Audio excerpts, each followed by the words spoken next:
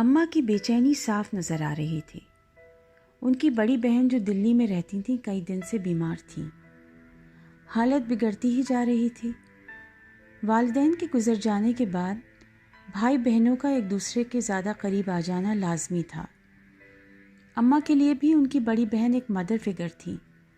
اپنے سارے سکھ دکھ ان کے ساتھ ہی بانٹتی، لیکن شادی کے بعد خط اور فون کے ذریعے ہی یہ ممکن ہو پاتا، کیونکہ اماں کی شادی سرحد پار ہوئی تھی۔ ہمارا قیام لاہور میں ہے۔ ایک وقت تھا جب دونوں ملکوں کے بیچ آنا جانا اتنا مشکل نہیں تھا، ویزا مل ہی جاتا تھا۔ اماں بہت پابندی سے ہر سال دلی جاتی اور ان کی خوشی دیکھنے سے تعلق رکھتی۔ کئی دن پہلے سے تیاریاں ہونے لگتی، ہر فرد کے لیے تحفے تحائف خریدے جاتے۔ ان کا بس نہیں چلتا تھا کہ وہ اپنے بھائی بہنوں بھانجے بھتیجوں کے لیے سارا لاہور اٹھا کر لے جائیں۔ یہ سلسلہ کئی برس تک چلتا رہا۔ دو ایک بار وہاں سے بھی خاندان والے ادھر آئے۔ پھر ہلکے ہلکے جب دونوں ملکوں کے بیچ حالت بگڑنے لگی تو جانے کی اجازت ملنے میں دقت آنے لگی۔ پھر کئی سال کے وقفے کے بعد ان کا دلی جانا ہو پاتا، اور اب تو تقریباً 8 سال گزر گئے تھے اماں کو اپنے گھر والوں سے ملے ہوئے۔ اس دوران ایک بھائی اور ایک چھوٹی بہن کا انتقال بھی ہو گیا تھا۔ ان کی تڑپ کا اندازہ تھا ہمیں۔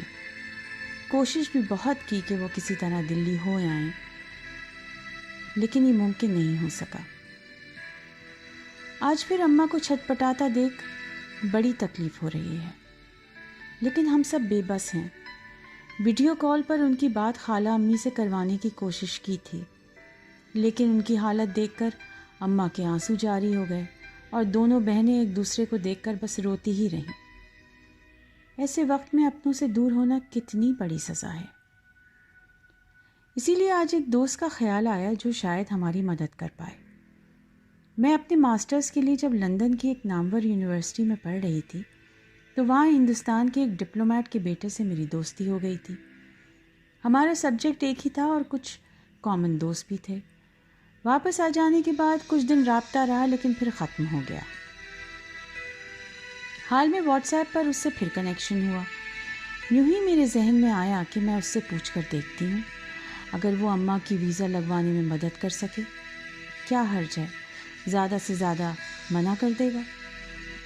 اس کے والد کے ضرور رسوخ ہوں گے۔ جو لوگ ایسی پوسٹ پر ہوتے ہیں ان کے لیے یہ کام کہاں مشکل ہوتے ہیں۔ زیادہ امید نہیں تھی، پھر بھی میں نے اس کو اماں کی مجبوری کے بارے میں بتایا اور اپنی خالہ کی بیماری کا ذکر کیا۔ اس نے جواب دیا کہ وہ کوشش کرے گا۔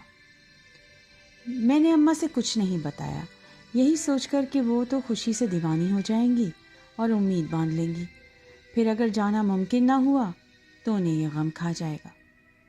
بس گڑ گڑا کے اللہ سے دعا مانگتی رہی، وہی کوئی معجزہ دکھا دے۔ میری اماں ایک بار اپنے گھر والوں سے ملائیں، اپنا پرانا گھر بار دیکھائیں، ایک بار پھر سرحد پار جا کر اپنے آنچل میں خوشیاں سمیٹ کر واپس لے آئیں۔ کچھ دن گزر جانے کے بعد اس فرشتے کا جواب آیا۔ مجھ سے کہا سارے کاغذات کونسلیٹ بھیج دوں، ویزا مل جائے گا۔ مجھے تو یقین ہی نہیں آیا۔ اس سے شکریہ کہنے کے لیے بھی الفاظ نہیں ڈھونڈ پا رہی تھی۔ جلد از جلد سارے کاغذات مکمل کر کے بھیجے گئے اور ایک ہفتے میں اماں کا پاسپورٹ آ گیا۔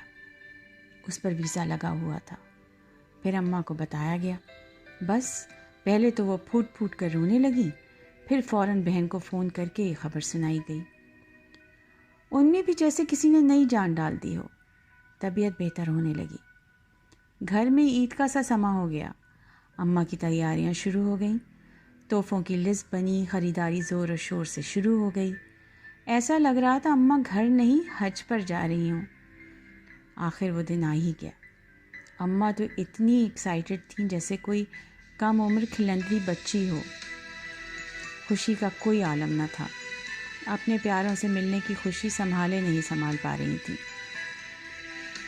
اماں ابھی تک دلی میں ہیں۔ سارا دن بہنوں بھائی بچوں میں گھری رہتی ہیں۔ پرانے دوستوں سے بھی ملاقاتیں ہو رہی ہیں۔ اتنا خوش میں نے انہیں بہت سال بعد دیکھا ہے۔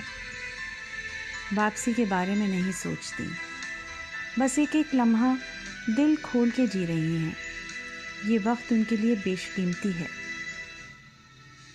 وہ لوگ جو اماں کو ویزا دلوانے میں شامل تھے، انہیں شاید اندازہ بھی نہیں ہوگا کہ انہوں نے کتنے سارے لوگوں کو ایک انمول تحفہ دیا ہے، کتنے لوگوں کی خوشی کا وہ باعث بنے ہیں۔ کاش لوگ اسی کو نیکی کمانے کا ذریعہ سمجھ لیں۔ بکھرے ہوئے خاندانوں کو ملوانا بھی تو ایک ثواب کا کام ہے۔